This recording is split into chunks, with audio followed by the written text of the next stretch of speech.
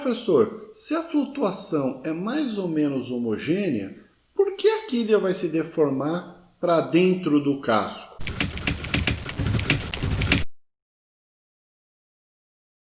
Bem-vindo ao Pitada de Engenharia. Hoje mais um vídeo respondendo a uma dúvida de um dos inscritos. É muito legal ver como a audiência desse canal realmente é diferenciada. Como um canal de ciência e tecnologia realmente recebe um público que está interessado em um conteúdo mais profundo.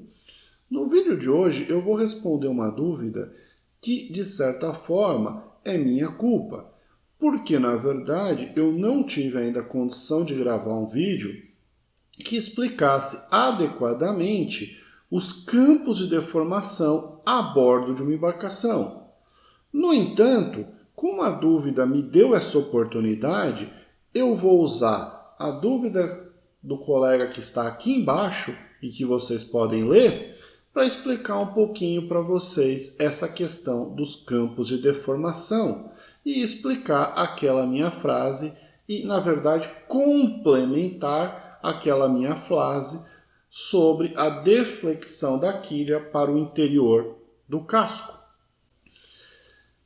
Inicialmente, nós temos que entender que, de fato, se você assistir o meu vídeo que está aqui em cima, a curva de flutuação vai ter um comportamento que, de certa forma, vai ter uma distribuição de flutuação, no mínimo, contínua ao longo do casco, o que vai, de fato, resultar em pequena variação ao longo de pequenos trechos lineares do comprimento. No entanto, se você assistiu esse outro vídeo aqui, você já sabe que tensão surge da restrição ao movimento. Uma estrutura sofre uma deformação se ela tiver regiões da sua estrutura restritas ao movimento. Ou seja, uma parte da estrutura sofre mais restrição ao movimento do que o restante da estrutura. E isso é bastante evidente na estrutura de um navio. Então, se a gente olhar essa foto aqui, ó, a gente vai perceber que os anteparos, professor, é antepara ou anteparo? Na verdade, as duas formas, tá? Isso é um dos termos que varia bastante de acordo com a região do Brasil, do público, se é marinheiro, se é militar. Não vou entrar nesse mérito nesse vídeo. Vou gravar um vídeo muito legal só sobre gírias e termos de estaleiros, mas fica para uma outra oportunidade. Então, os anteparos de uma embarcação, eles têm uma rigidez no sentido transversal, ou seja, no próprio sentido, muito alta, praticamente infinita, se você comparar com a chapa do fundo do navio. Então, se você imaginar essa estrutura, você vai entender que é uma casca fina com anteparos. E aí fica bastante intuitivo que a pressão da água, seja ela mais ou menos uniforme ou não, vai exercer a mesma pressão.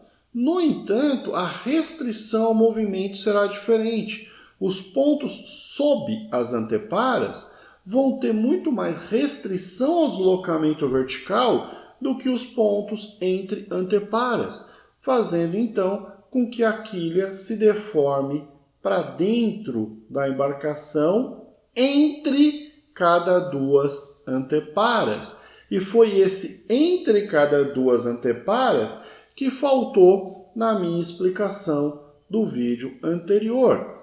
Mas eu vou aproveitar aqui para completar essa informação, porque a questão é muito mais profunda do que parece. Na verdade, se a gente olhar essa seção de navio que está aqui na figura, a gente vai perceber que o navio tem, então, uma seção que comporta um porão, um navio de carga, né? Tem uma seção que comporta um porão de carga e um duplo fundo.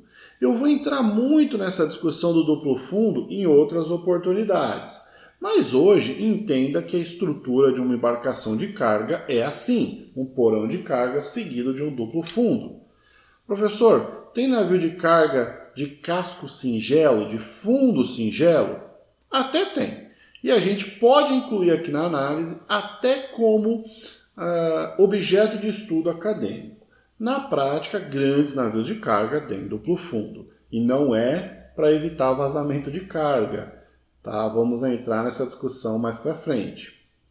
Bom, o que acontece? Se o navio tem casco singelo, tem fundo singelo, ou seja, sem duplo fundo, simplesmente a direção da deformação vai ser dada pela diferença entre a pressão interna e a pressão externa à chapa. Então, se a carga no porão de carga exercer uma pressão maior do que a pressão hidrostática naquela região do navio, então o fundo do navio vai se deformar para fora do casco. Se a pressão de carga for menor do que a pressão hidrostática, o que geralmente ocorre, diga-se de passagem, o fundo vai se deformar então para dentro do casco entre anteparas. Tudo bem até aqui? Podemos complicar? Bom, se o navio tiver duplo fundo... Bom, primeiro a gente tem que esclarecer uma questão. Professor, é possível que a carga exerça uma pressão maior que a pressão da água? Certamente. É só você levar uma altura de minério igual ao calado da embarcação. Professor, mas aí o navio não vai afundar? Não. Se você tiver um compartimento de minério e 2 compartimentos vazios levando ar, a média da densidade na embarcação vai ser menor do que 1 e o navio flutua. Então você pode ter um compartimento com mais pressão, ou seja, com uma coluna de carga vezes a massa específica da carga superior à pressão hidrostática. Então você pode ter um compartimento com uma altura de carga com uma massa específica que a pressão vai ser maior que a pressão hidrostática da água, desde que você tenha regiões do navio que levem menos carga. Nenhum mistério em relação a isso. Não é usual, é mais pergunta de prova para forçar o raciocínio da deflexão para dentro ou para fora do casco. Mas a questão se agrava no duplo fundo. Se o porão de carga, ou seja, se acima do teto do duplo fundo você tiver uma altura de carga vezes a massa específica que vai gerar uma pressão de carga no teto do duplo fundo maior do que a pressão hidrostática no fundo da embarcação, então a quilha vai se deformar para fora do casco, entre anteparas. Só que a chapa do fundo vai se deformar para dentro do casco. Porque perceba, a quilha sofre a diferença entre a pressão de carga e a pressão hidrostática.